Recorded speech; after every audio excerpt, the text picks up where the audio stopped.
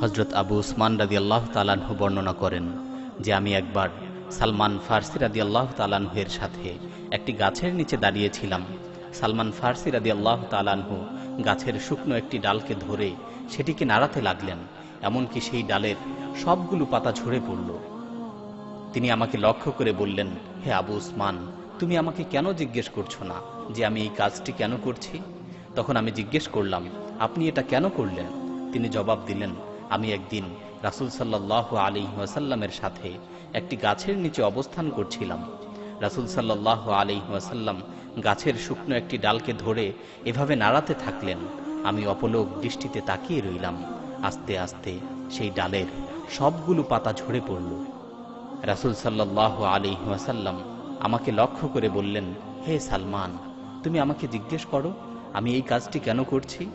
আমি জিজ্ঞেস করলাম, ইয়া রাসূলুল্লাহ, এমনটা কেন করলেন?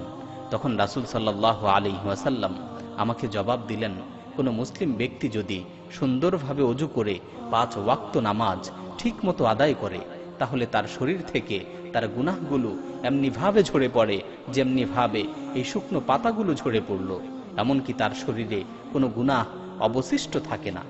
তারপর রাসূল সাল্লাল্লাহু আলাইহি ওয়াসাল্লাম কোরআনের আয়াত তেলাওয়াত করলেন, আকিমিস সালাতা তারাফাইন নাহারি ওয়া যুলাফাম মিনাল লাইল ইন্নাল হাসানাতি ইউযহিবুনাস সাইয়্যাত যালিকা যিকরা লিয-যাকিরিন। দিনের দুই প্রান্তে ও রাত্রভাগে নামাজ আদায় করো, নিশ্চয়ই ভালো কাজ গুনাহকে দূরীভূত করে দেয়, আর উপদেশ গ্রহণকারীদের জন্য এর মাঝে উপদেশ রয়েছে।